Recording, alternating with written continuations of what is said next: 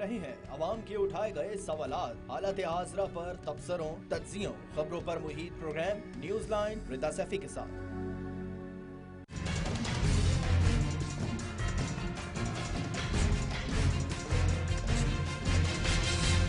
अगर हमने इंतखाबात तक इस जरदारी को लाड़काना कराची, पेशावर और लाहौर की सड़कों पे ना घसीटा तो मेरा नाम शहबाज शरीफ नहीं।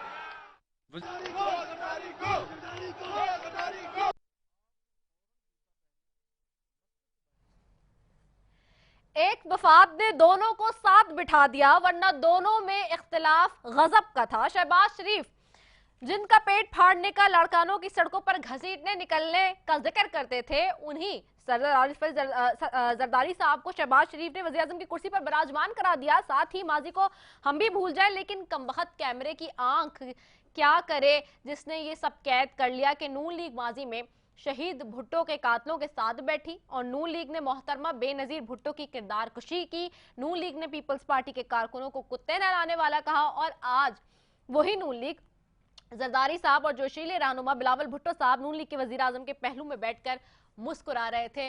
और जब वजीर आजम मुंतखब हुए शहबाज शरीफ, तो ये सब ने देखा कि कौमी असम्बली के अंदर किस तरह शहबाज शरीफ हाथ पकड़ कर आसिफ अली जरदारी साहब को और बिलावल भुट्टो जरदारी साहब को अपने बराबर की कुर्सियों पर लाकर उन्होंने बिठा दिया, फ्रंट की ट्रेजरी बेंचेस मख्सस होने के बाद हुकूमत की तरफ से।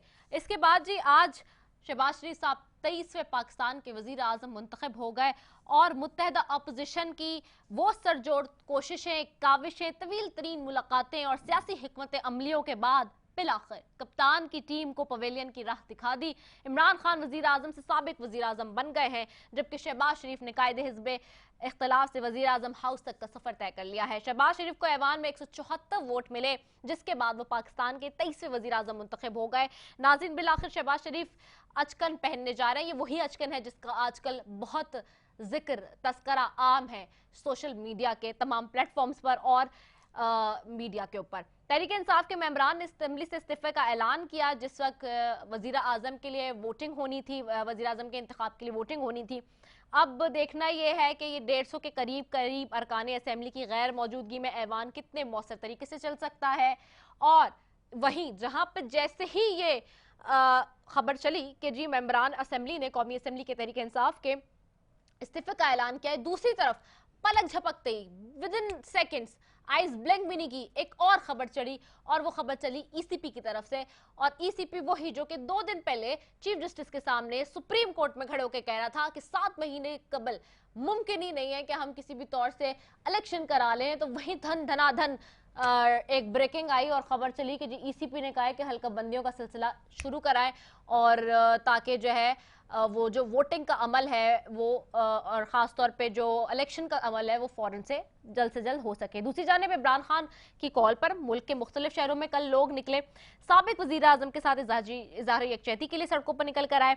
और जब लोग निकले तो वो मेजर मेल लीडरशिप के बगैर निकले और ना सिर्फ पाकिस्तान के अंदर निकले बल्कि पूरी दुनिया में इज़हार यकजहती के लिए इमरान खान साहब के साथ पूरी दुनिया के अंदर लोग निकले। और जब लोग निकले तो उन्होंने ठीक तरीके से बड़े मौसर अंदाज में और बड़े ही जिसे कहते हैं कि पुरअमन वे में एहतजाज किया और खान साहब के साथ इज़हार यकजहती की। लेकिन सवाल है कि इमरान खान अगर सड़कों पर निकले खुद तो वो कितने गेम चेंजर साबित हो सकते हैं, क्या वो खतरनाक साबित हो सकते हैं, क्या जो वो बात कहते थे कि जी मुझे निकाला अगर तो मैं और मजीद खतरनाक हो जाऊंगा, ये स्टेटमेंट पूरा होगा।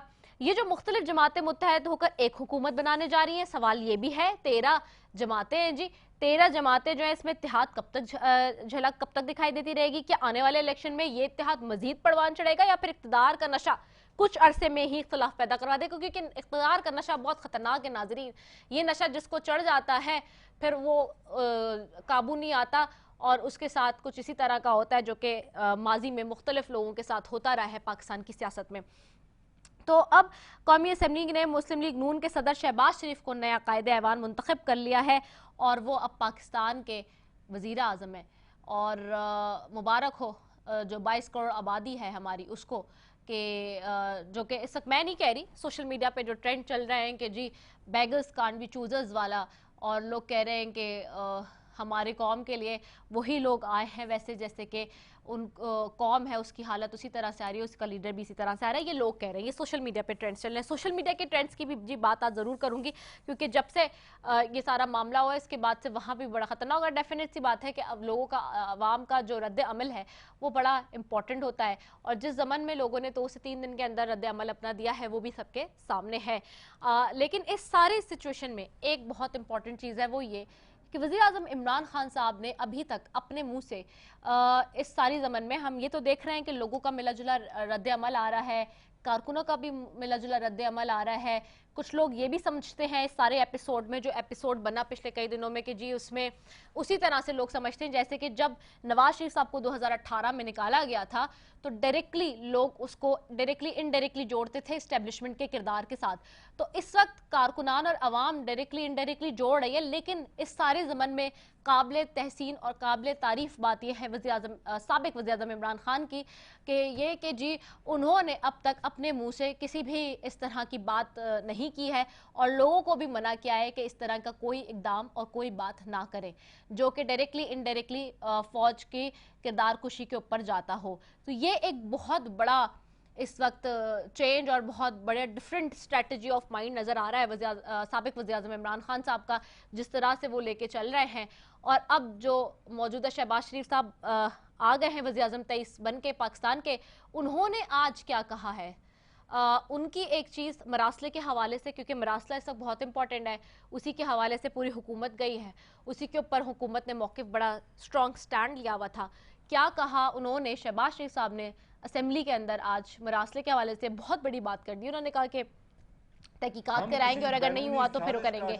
आइए देखते हैं जी।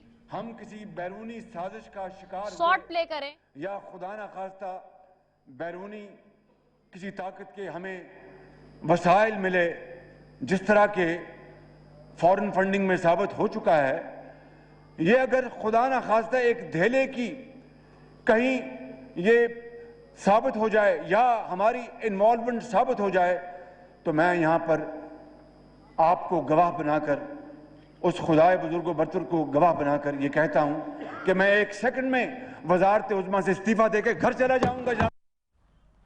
जी, तो शहबाज शरीफ साहब कह रहे थे कि अगर निकल आया तो मैं इस्तीफा देके वापस चला जाऊंगा। चले जी, पैनल की तरफ जाएंगे, मौजूद मेहमानों को जी ऑन बोर्ड लेती हूँ और उनकी तरफ जाऊंगी। जी हमें ज्वाइन कर रहे हैं सेंटर निसार खोड़ो साहब, पाकिस्तान पीपल्स पार्टी सीनियर मरकजी रहनुमा है, मुर्तज़ा जावेद अब्बासी साहब साबिक स्पीकर और मेंबर कौमी असम्बली है मुस्लिम लीग नून से, उनको भी खुशामदीद कहती हूँ। बहुत शुक्रिया आप दोनों मौजूद मेहमानों का। सेंटर निसार खोड़ो साहब की तरफ सबसे पहले जाती हूँ। निसार खोड़ो साहब, आज शहबाज शरीफ साहब ने फाइनली 23वें वज़ीर-ए-आज़म का हल्फ उठा लिया, और उसमें सबसे बड़ा किरदार पाकिस्तान पीपल्स पार्टी का भी रहा। अपोजिशन की 13 जमातों में सबसे बड़ा किरदार और कलीदी किरदार जो सारी सिचुएशन और एपिसोड में नजर आया, वो साबिक सदर आसिफ अली जरदारी साहब का नजर आया। अब चूंकि मुंतखब हो गए हैं शहबाज शरीफ साहब, तो आगे जो डिफाइन की गई होगी कैबिनेट, और ख़ास तौर पे अब ये कि चलाना कैसे सारे मामले को, क्या पीपल्स पार्टी का, क्योंकि आज पूरे दिन में ये चल रहा था जराए से कि जी काबीना में जाएगी, कुछ जराए से आ रहा था कि नहीं जाएगी, क्या फैसला हुआ है अब तक सोफार, और आगे की अब क्या स्ट्रेटेजी होगी? अवाम ने अपनी फतह हासिल कर ली, अवाम ने जदोजहद का रास्ता अख्तियार किया, अवाम ने जदोजहद भी की और असेंबली के मेंबरान ने भी यकजहता होकर और अपना फैसला दे दिया। इसमें बाकी वजारतें हों वजारतें न हो, ये अपनी जगह पे, हमने सारी जो जदोजहद शुरू की थी, ये अवाम की तकलीफों को देख के शुरू की थी। हमने ये नहीं कहा था कि हमें ये वजारतें मिलेंगी इसलिए हमने जदोजहद करनी है, हमें वहाँ हुकूमत मिलेगी तो हमने ये जदोजहद करनी है। नहीं, हम डेमोक्रेटिकली रोल अदा करते हुए आगे बढ़े हैं। मुझे अफसोस सिर्फ इमरान खान पर है, अफसोस है इमरान खान पर, उसकी सोच पर, उसके माइंड सेट पर, उसके तासुब पर, उसके गुस्से पर मुझे अफसोस है। उसने पहले स्पीकर से गैर आईनी कदम उठवाया। जी, नो कॉन्फिडेंस मोशन हमारा डेमोक्रेटिक राइट है। हम पता नहीं कितने दिनों से बोलते रहे थे कि नो कॉन्फिडेंस लाएंगे, नो कॉन्फिडेंस लाएंगे, नो कॉन्फिडेंस लाएंगे। साजिश का अगर इसको पहले पता था तो फिर अपने मेंबरान को क्यों नहीं बताया, अपने एलाइज को क्यों नहीं बताया, अपने एलाइज को रोक क्यों नहीं सका, अपने मेंबरान को रोक क्यों नहीं सका?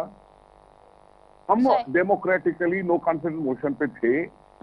इमरान ने गैर आईनी कदम उठवाया स्पीकर से, और उसके बाद उसको जमहूरी इदारे पसंद ही नहीं थे। वो पहले भी असेंबलियों को 2 नंबरी कहता था और लानते भेजता था। उससे गैर आईनी अमल करवाकर और असेंबली को डिसॉल्व कर दिया। डिसॉल्व करने का मतलब कि असेंबली का जो टाइम था उसको यूं कर दिया। फिर उसके बाद आज उसने गैर जमहूरी तरीका अख्तियार किया है।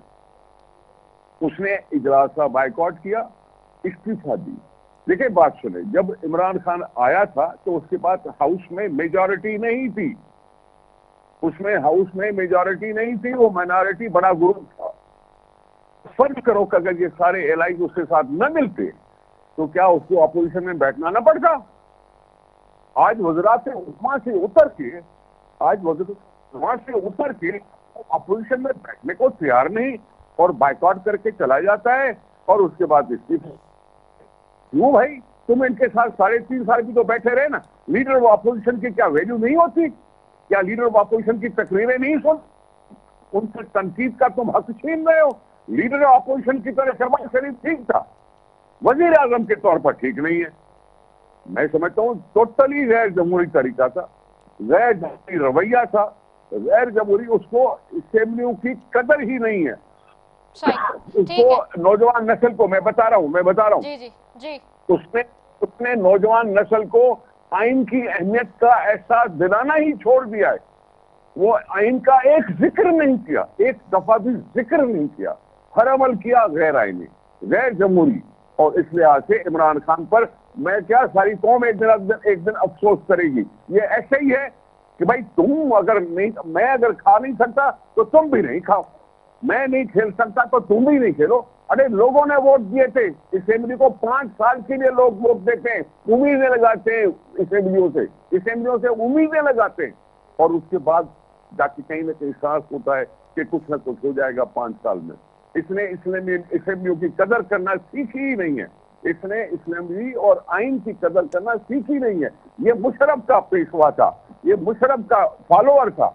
वो भी असेंबली को कुछ नहीं समझता था और इसने भी कुछ नहीं समझा। सही है। अच्छा सेनेटर निसार खोड़ा साहब, मैं आपसे मजीद भी बात करती हूँ। मुझे ज्वाइन कर चुके हैं जी पाकिस्तान तहरीक इंसाफ से भी सेनेटर जरका सोहरवर्दी साहिबा। सेनेटर जरका साहिबा बहुत शुक्रिया, आप भी मौजूद हैं हमारे साथ। सेनेटर जरका साहिबा, जैसे कि निसार खोड़ा साहब कह रहे हैं कि जी गैर आइनी गैर जमहूरी अमल इख्तियार किया गया है बार बार आप लोग की तरफ से पार्लियामेंट के अंदर, अब क्या नई स्ट्रेटेजी होगी? इस्तीफे क्यों दे दिए गए? बैठ सकते थे ऑपोजिशन में और बहुत अच्छी ऑपोजिशन चला सकते थे। जी बहुत शुक्रिया रिदा जी। बात ये है कि इनकी ये जो कठपुतली हुकूमत ये लेके आए हैं, ये हमें सिलेक्टेड कहते थे, ये खुद तो इम्पोर्टेड है। इनकी अपनी तो कोई ना आवाज है ना इनकी कोई साख है, ये तो कठपुतली है, ये बैसाखियों पे चलेंगे। आप देखेंगे किस तरह से पाकिस्तान में जितने भी हुक्मरान आए हैं एक से एक बढ़ के अमेरिका का गुलाम है, या इनको जो भी मिल जाए आका, ये उसकी गुलामी में नंबर 1 होते हैं। क्योंकि अनफॉर्चुनेटली लियाकत अली खान साहब की असैसिनेशन के बाद से ये एक, और वो असैसिनेशन भी एक साजिश थी, और उसके बाद से जो भी कुछ हुआ इस मुल्क में वो हमारे लीडरान की कमजोरियां, इनके बिकने की वजह से हम हर कहीं के नहीं रहे। देखिए आप न्यूक्लियर मुल्क हैं, आपके पास बहुत से एसेट्स हैं, लेकिन जब आपके जो हुक्मरान है वही अपने आप को बेच दे तो फिर आपने क्या करना है। जो इस वक्त एक इंटरनेशनल साजिश है और ये जो कठपुतली हुकूमत आई है जो कि सरासर इम्पोर्टेड है, आप इनसे पूछिए कि इनका क्या जवाब है कि वो बाप बेटा जिनके ऊपर आज फर्ज जुर्म आयद होना था, 16 अरब और 8 अरब की टीटीओं का, ये तो लेटेस्ट सिर्फ शहबाज शरीफ साहब का केस है। इससे पहले कई केस इन्होंने हुदैबिया से लेकर जो इनके ऊपर केस बने सब इन्होंने पिछले 30 सालों से 1990 से इन पे केसेस चल रहे हैं, जिनको ये जजों को खरीद के, और जो इनका खास एक तरीका है कि वो जज अपना वकील नहीं जज खरीदते हैं।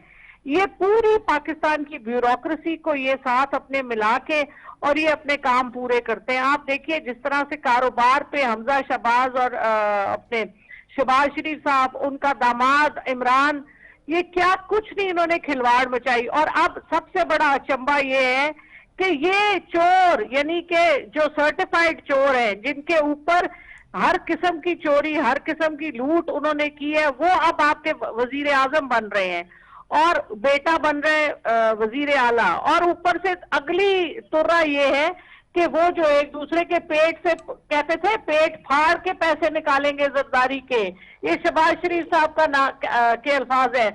और कहते थे ना निकालूं तो मेरा नाम बदल दो, अब बदल दे इनका नाम। तो अब तो ये जरदारी साहब के साथ बैठ के सियासत कर रहे हैं, दोनों इकट्ठे बैठे हुए थे आज। तो ये इन लोगों का कोई जमीर नहीं है, बहुत अफसोस से मुझे कहना पड़ता है। और हमारे इदारों को भी ये साथ बीच में रोलते हैं अपने बेजमीरी और अपने जाती मफाद और इक्तदार की जंग में। तो ये इंतहाई अफसोसनाक है और इसमें पाकिस्तान के अवाम खड़े हो गए हैं। आपको पता है पाकिस्तान के अंदर और पाकिस्तान के बाहर कल जो प्रोटेस्ट हुई है पूरी दुनिया में, और जिस तरह से सोशल मीडिया में एक हिजान है ट्विटर के ऊपर, और जिस तरह से लोग बोल रहे हैं, पढ़े लिखे लोग और गरीब लोग, आम लोग, अनपढ़ लोग, आप देखती हैं कि किस तरह से लोगों को पता है कि किस किस्म का यहाँ पे मजाक हुआ है कि अमेरिका ने आपको डांटा है कि आपने हमारी बात नहीं सुनी, आपने हमें वोट नहीं डाला यूनाइटेड नेशन सिक्योरिटी काउंसिल में, जब रशिया के ऊपर रेजोल्यूशन लाया था अमेरिका। इस वजह से आपको सजा, और उससे पहले भी कोई उनको बातें होगी जो पसंद नहीं। यानी वो ऐसे आका हैं कि जिनको हमने 326 मिलियन डॉलर दिए F-16 के लिए, उनकी मर्जी आई, उन्होंने हम कहा F-16 नहीं देते, पैसे भी हमारे रख लिए और F-16 भी ना दिए। और हम कितने बुज़दिल और बेहैसियत लोग हैं कि हम उनसे अपने पैसे भी वापस ना ले सके। तो ये जो एक तरीका है कि बस मुझे अमेरिका में रैंच मिल जाए, लंदन में अपार्टमेंट मिल जाए और यूएई में कामा मिल जाए, जो ये सारे आपके जिन लोगों को अब आप मिनिस्ट्रियां और प्राइम मिनिस्टर बना रहे हैं, ये सब दूसरे मुल्कों के रियाया हैं, इनके पास वहां के कामे हैं, इनके पास वहां की जायदादें हैं और हुक्मरानी ये करते हैं पाकिस्तान पे। तो ये सारा सरासर जो एक खेल है, एक ड्रामा है, इसके खिलाफ हम निकल गए हैं नेशनल असेंबली से, क्योंकि नेशनल असेंबली में इन्होंने खुलेआम पैसे दिए, इन्होंने लोगों को बंद करके रखा सिंध असेंबली में जरदारी साहब ने, और सुप्रीम कोर्ट जो कि हमारे लिए बड़ी ऑनरेबल है, उसने सुओ मोटो तो ले लिया, लेकिन उसने ये जो सारी खिलवाड़ हो रही थी वो उनको नजर नहीं आई, उसके ऊपर उन्होंने कोई सुओ मोटो नहीं लिया। और आप देखिए कि सुप्रीम कोर्ट ने तो खुद आइन की खिलाफ वर्जी की है। आर्टिकल 69 के तहत जो पार्लियामेंट होती है उसकी बालादस्ती होती है और स्पीकर की रूलिंग में कोई नहीं बोल सकता। ठीक है, जो आर्टिकल 69 के तहत बालादस्ती होती है, ये उन्होंने तो खुद खिलाफ वर्जी की है। ठीक है जी, तो ये जो इस मुल्क के मसाइल हैं, ये सिर्फ सारे चोर इकट्ठे हो जाते हैं और वो कहते हैं कि बस हमने हुकूमत करनी है, आपस में बंदर बांट करनी है। और पहली दफा एक पार्टी है प्राइम मिनिस्टर इमरान खान जो खड़े हुए, जिन्होंने कहा है कि हम ये नहीं होने देंगे, हम इसके खिलाफ एहतजाज करेंगे। ठीक है, पता सबको है, लेकिन लोग बोलते नहीं है। प्राइम मिनिस्टर साहब ने लोगों को सिखा दिया है, लोगों को समझ आ गई है कि उनके साथ क्या मजाक हो रहा है, और इस वजह से लोग निकले और लोग इंशाअल्लाह खड़े होंगे और खड़े रहेंगे। और आप देखेंगे कि इन लोगों का, ये जिन लोगों ने ये जमीर फरोश जो लोग हैं, ये बाहर निकलेंगे, इनको लोग छोड़ेंगे नहीं। सही है, और इनके लिए ठीक है। अच्छा सही, निसार खोड़ो साहब की तरफ भी मैंने जाना है, सेनेटर सरका साहब, मैंने निसार खोड़ो साहब की तरफ भी जाना है। निसार खोड़ो साहब, मैं आपकी तरफ भी आ रही हूँ, मैंने एक कमर्शियल ब्रेक की तरफ जाना है, शॉर्ट कमर्शियल ब्रेक है, उसके बाद वापस आ रहे हैं, आपकी तरफ आऊंगी, स्टे ट्यून्ड।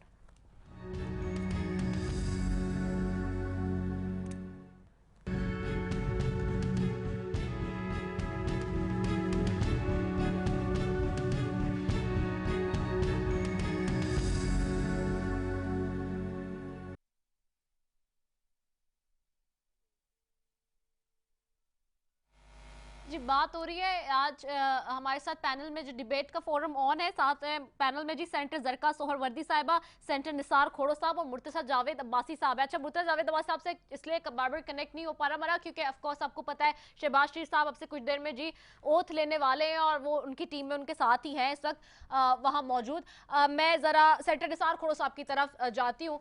सेंटर साहब, ये अभी आपने सुना सेंटर जरका साहिबा जो कह रही थी आर्टिकल 69 के तहत वो कह रही थी कि सुप्रीमेसी है पार्लियामेंट की, टेक्निकली तो अदालत ने भी वायलेशन की है। देखें, बात सुने, मोहतरमा को कहें जो अभी बात कर रही थी। जी, सेनेटर जरका है जी। मेरी आवाज आ रही है आपको? जी जी, बिल्कुल आ रही है, बिल्कुल आ रही है। तो मैं कह रहा हूँ कि अभी इन मोहतरमा ने जो जो कुछ भी फरमाया उसको बोल दें कि ये इमरान खान जब डोनाल्ड ट्रंप से मिलता है तो बड़ा खुश होता है। जब डोनाल्ड ट्रंप की इलेक्शन होती है तो दुआएं देता है डोनाल्ड ट्रंप को कि वो जी जीत जाए। जैसे मोदी को इसने दवाएं दी थी कि जी अल्लाह करे मोदी जीत जाए तो कश्मीर का मसला हल करेगा। उस वक्त अमेरिका ठीक था, उस वक्त खुद चला जाता था अमेरिका, मिल के आ गया प्रेसिडेंट साहब से। क्या बातें कर रहे हैं आप? किसको गुनाह दे रहे हैं? उसी IMF के पास जा रहे हैं जिसके ऊपर किसी न किसी तरह से अमेरिकन इन्फ्लुएंस होता है, उसके पास जा रहे हैं। क्या मसला है कि जी आप इसे बोलते जा रहे हैं? मैं कह रहा हूं दूसरी बात, ये जो चोर चोर कह रहे हैं ना, इनको ये बता दें कि जब तक किसी के ऊपर कुछ साबित ना हो जाए वो चोर नहीं है। ये दुनिया का उसूल है कि everybody is innocent till proven guilty, till proven guilty. और गिल्टी अभी साबित नहीं हुआ तो किसी पब्लिक के नुमाइंदे को अगर आप बुरे नामों से बोलते हो तो एक्चुअली तुम पब्लिक को बोलते हो, तुम पब्लिक को गाली दे रहे हो। पब्लिक ने इनको चुन के वहां भेजा है, अभी उनके केस चल रहे हैं। दुनिया में कानून होता है, पाकिस्तान में अगर नहीं बनाना चाहता है इमरान खान तो वो उसकी मर्जी है। इमरान खान को कानून अच्छा नहीं लगता। यही चीफ जस्टिस जब इमरान खान साहब को सादिक और अमीन डिक्लेयर करता है तो उस वक्त उसको अच्छा लगा, और वही चीफ जस्टिस जब इमरान खान के गैर आईनी कदम को गैर आईनी कहता है तो बुरा लगता है। क्या बातें कर रहे हैं? किसको बना रहे हैं PTI वाले? किसको बेवकूफ बना रहे हैं? खुद सादिक और अमीन किसने किया था? कोर्ट ने। कोर्ट में कौन बैठा हुआ था? यही उमर अता साहब, यही चीफ जस्टिस जो अभी बैठे, ये भी उस बेंच का हिस्सा था। उस वक्त तो बड़ा अच्छा लग रहा था। उस वक्त कह रहा था कि जाती मामलों को डिस्कशन में नहीं लाना चाहिए। जाती मामलों को डिस्कशन में न लाते हुए इसको सादिक और अमीन कहा था कोर्ट ने, जिसमें ये उमर अता साहब थे, ये चीफ जस्टिस साहब थे उस बेंच में। उस वक्त तो बड़ा अच्छा था।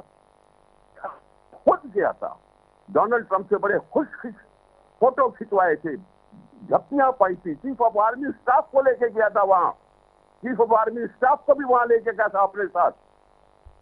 और उस वक्त तो ठीक था अमेरिका, अभी बुरा है। हेलो जी जी जी जी, आवाज आ रही है, सुन रही हूँ मैं आपको जी। हाँ जी, तो देखिए मैं बस समझता हूँ जो समझनी चाहिए, आगे पीछे सोच के जाना चाहिए। इसको चाहिए था कि ये अपनी असेंबली में आता। हम भी तो थे ना, हमने इलेक्शन पर एतराज किया था, हमने इलेक्शन को रिग्ड माना था, लेकिन फिर भी पीपल्स पार्टी थी जो न सिर्फ अपने आप को लेकिन दूसरी जमातों को भी लेके और असेंबली में अंदर गई थी कि हम असेंबली में अंदर रह के मुकाबला करेंगे। और करते करते करते करते अगर उनके अपने एलाइज हमारे साथ आके मिले तो एलाइज को तो पता होगा ना कि इमरान कैसा है, हुकूमत कैसी है। एलाइज क्यों चले गए? उनके अपने मेंबर क्यों उनको छोड़ के गए? उसमें हमारा क्या कसूर? क्या उनके अपने मेंबर भी सारे अमेरिका की साजिश में थे? अगर उसकी अपनी मेंबरान की भी ये हालत थी तो अपने आप को देखे ना, अपने फॉरेन मिनिस्टर को देखे ना कि उसने इंटरनेशनली पाकिस्तान को आइसोलेट क्यों करा दिया, क्यों करा दिया आइसोलेट? क्यों रक्षा जाने से पहले अमेरिका को न्यूट्रलाइज नहीं कर सका? थे ना आप अमेरिका के दोस्त भी कहते हैं और सालों का है ताल्लुकात भी कहते हैं कि जी हमारे के साथ सालों के ताल्लुकात है, तो फिर न्यूट्रलाइज करते ना, न्यूट्रलाइज करते। वैसे तो क्या हुआ? और आप उठते आके खामखा अपोजिशन को बुरा भला कहते हो। अभी ठीक किसी प्रेशर के बगैर उनको मिले ना 174 वोट, किसी मुनरफ को हमने यूज नहीं किया, उनके डिसिडेंट्स को हमने यूज नहीं किया। ये फ्री एंड फेयर इलेक्शन हुए, आपके सबके सामने हुए, और फिर माने क्यों नहीं? अपने आप को फेस नहीं कर सकते हो अपोजिशन को फेस नहीं कर सकते हो, इसलिए आप असेंबली छोड़ के चले जाओ। ये गैर जमहूरी रवैया है, टोटल गैर जमहूरी है। ठीक है, जो भी जमहूरी है। मैं सेनेटर जरका साहिबा की तरफ जाती हूँ वापस। सेनेटर जरका साहिबा, निसार खोड़ो साहब कह रहे हैं कि सेनेटर साहब कह रहे हैं कि देखें जमहूरी तौर पर आपको बैठना चाहिए, उसूली तौर पर असेंबलीज में बैठ के डिफेंड करना चाहिए, लड़ना चाहिए। डेमोक्रेटिक एक अमल है जिसके तहत में आपके इत्तेहादी चले गए, क्या वो भी इस साजिश का हिस्सा है? आपके मुनर्रिफ अरकान है, क्या वो भी इस आलमी साजिश का हिस्सा है फिर? जी बहुत शुक्रिया। निसार खोड़ो साहब बड़े सीनियर पॉलिटिशियन हैं, तो इनकी बातों की हम इज्जत करते हैं, लेकिन बहुत ज्यादा तजादात हैं इनके कॉल में और इनके फेल में। और हमारे सारी सियासी जो ट्रेडिशनल जमातें हैं उनके कॉल फेल में बहुत तजाद है। देखिए, पिछले 3.5 साल से ये रोज कह रहे थे कि पीटीआई की सिलेक्टेड हुकूमत है, इनको हटाओ, इलेक्शन कराओ, हमारे साथ धांधली हुई। लो जी, अब हमने पिछले हफ्ते कहा ठीक है जी, जो आप कहते हैं हम हुकूमत खत्म करते हैं, इलेक्शन कराते हैं, लेकिन अब इनको इलेक्शन मंजूर नहीं है। देखिए, अब इस वक्त जो ऐवान की हालत है, जिस पार्टी की 155 सीटें थी, वो पार्टी उसके वजीर आजम को इन्होंने भेज दिया है, और जिस पार्टी की 86 सीटें हैं उसका वजीर आजम बन गया है। तो ये खिलवाड़ नहीं है तो क्या है? और देखिए, जो हकीकत होती है उससे आंखें बंद नहीं हो सकती। कॉन्स्पिरेसी और जो पैसों का एक्सचेंज है, बड़े माजरत के साथ मुझे कहना पड़ता है कि सिंध की हुकूमत सिंध के लोगों का पैसा बजाय उनकी फलाह पे लगाने के ये लोगों को हॉर्स ट्रेडिंग में लगाते हैं। बहुत अनफॉर्चुनेट है। आप देखें, 14 साल से सिंध में पीपल्स पार्टी की हुकूमत है। आप किसी पीपल्स पार्टी के बंदे से आप सियासत की बातें तो सुनेंगे, लेकिन अगर आप उनसे परफॉर्मेंस के बारे में पूछे तो कुछ परफॉर्मेंस नहीं है। कराची एक कब्रिस्तान बन चुका है, और सिंध की डेवलपमेंट के तो जो हालात है, इनका अपना जो डिस्ट्रिक्ट है लाड़काना और इसके हालात देखने वाले हैं। और दादू जो मुराद अली शाह साहब का उसके भी।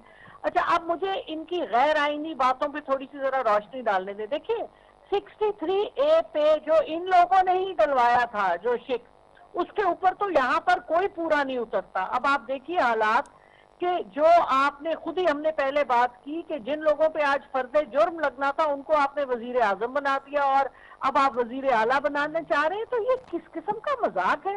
और ये सिर्फ पाकिस्तान के 22 करोड़ अवाम एक तरफ, और ये 300-400 लोग एक तरफ, जिनकी आपस की बंदरबांट है और जो मुल्क को बेचते हैं।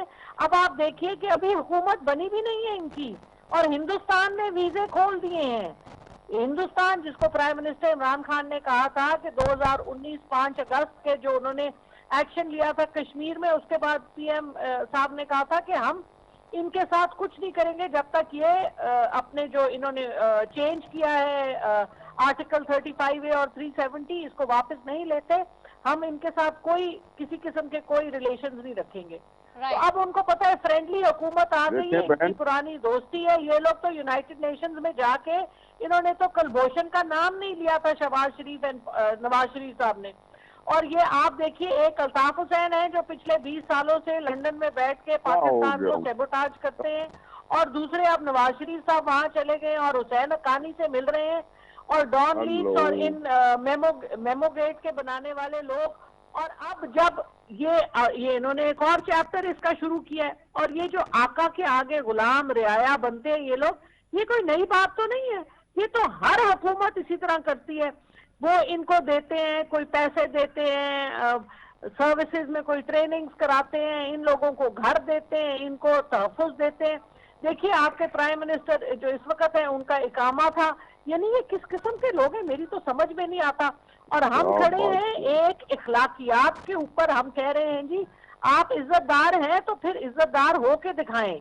आपके कॉल और फेल में तजाद नहीं होना चाहिए, और झूठ नहीं बोलना चाहिए, और जो काम आप करते हैं आपस में, देखिए ऐवान में एक दूसरे की तारीफें करने से, जब सारे आपस में मिले हुए हैं, मुझे भी पता है कि ये इन्होंने क्या खाया, वो कहते हैं आपस में मिल बैठ के खा लो, बाकी लोगों को बेवकूफ बनाओ।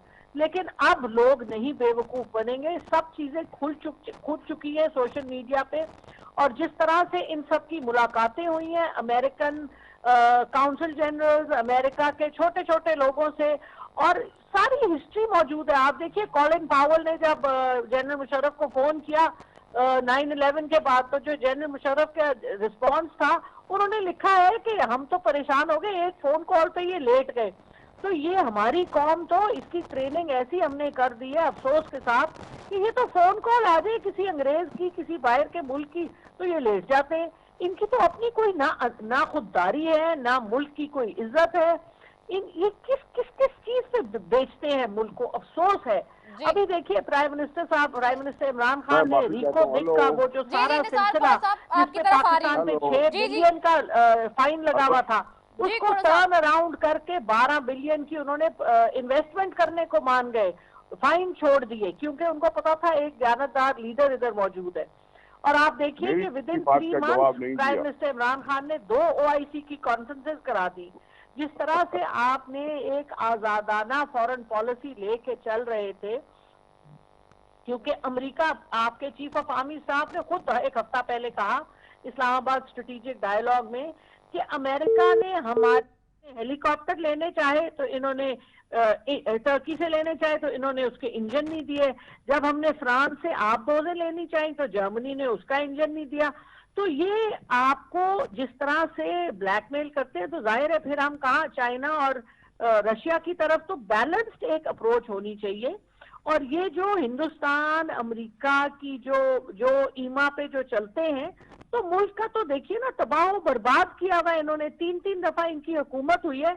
अगर ये इतने लायक और नेक होते तो ये पाकिस्तान इस नहज पे तो ना पहुंचा होता। IMF से लोन्स इन्होंने ही लिए, अपनी जेबों में पैसे डाले, इसीलिए तो इनकी बाहर रिमिटेंसेज इनकी इतनी ज्यादा हैं।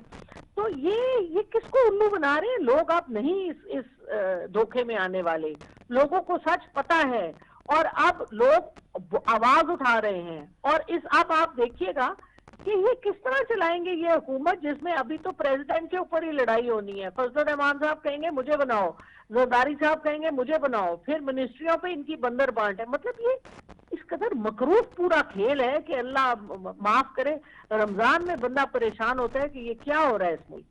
अच्छा साइड में जरका साहब ये भी बताएगा कि अब जो स्ट्रेटजी है, जाहिर सी बात है क्योंकि I have come with the news today के अली ज़ैदी साहब ने भी ब्रेक की और सबने, तमाम लोगों ने, आप लोगों ने, कि जी खान साहब कराची भी आ रहे हैं और 17 अप्रैल को आ रहे हैं, if I am not wrong, yes 17 को कराची आ रहे हैं। कराची ने बहुत बड़ा रिस्पांस दिया है कल, खासतौर पे PTI को।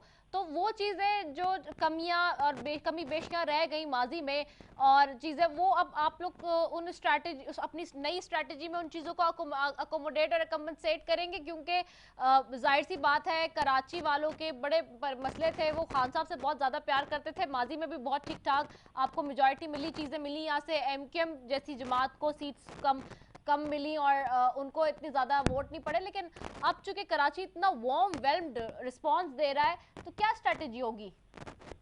देखिए जी, 18वीं तरमीम के बाद इन्होंने कराची को और पूरे सारे सूबों को इतना क्रिपल कर दिया, और इन्होंने 18वीं तरमीम लाई अपनी सिंध की हुकूमत के लिए थी। जरदारी साहब बड़े सियासत को लेके चलते हैं, तो लेकिन देखिए ना अवाम के साथ तो इन्होंने जुल्म किया। अब हमने, जब हमारी हुकूमत थी और लोगों की उम्मीद है, लोग देखिए अगर 14 साल से इन्होंने कोई डिलीवर किया होता तो लोग क्यों हमारी तरफ देखें, ये अपना काम करें, लेकिन इनसे अपना काम नहीं होता। देखिए इलेक्शन कमीशन का हाल आप देखिए कि इलेक्शन कमीशन जिसको पूरा साल हम टैक्स पेयर्स उनकी तनख्वाहें देते हैं, उनकी मराहत देते हैं, और उनका काम है कि they have to be ready for election all the time, और उन्होंने आके झूठ बोल दिया कि हम तो 7 महीने से पहले नहीं करा सकते, क्योंकि उनको अक्टूबर कोई मैजिक डेट है जो अक्टूबर तक उन्होंने चलानी है। अच्छा जरका साहब होल्ड करिएगा, जरका साहब मैं थोड़ा सा आपको यहाँ तवक्कुफ कराऊंगी। निसार साहब आ चुके हैं, निसार साहब से भी थोड़ी सी बात कर लूं। निसार साहब जी।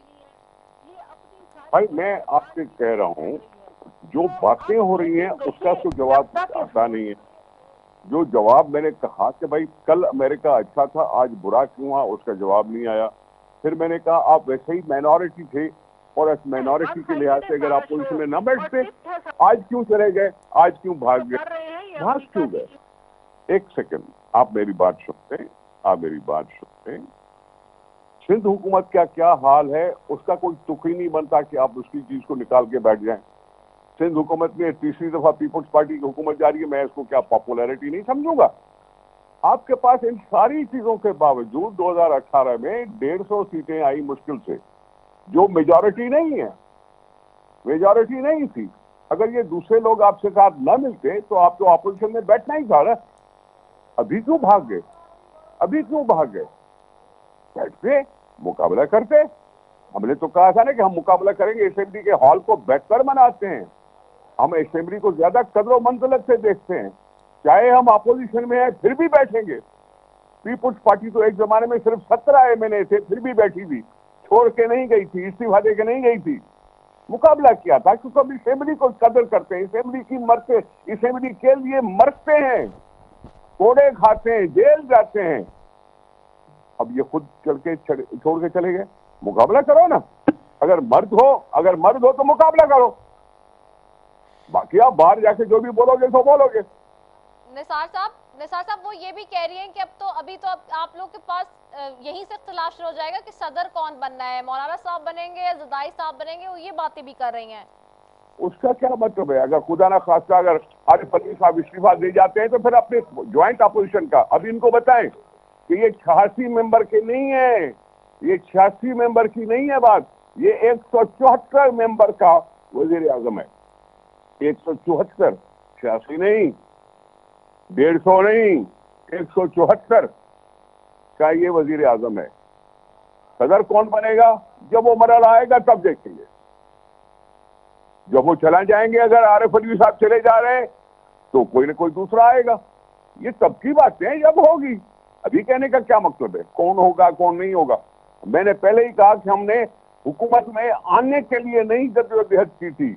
ये अवाम जो सड़कों पे निकले थे, सड़कें पर निकले थे, वो किसी अवाम की हमदर्दी में निकले थे, अपनी लिए हुकूमत के लिए नहीं निकले थे।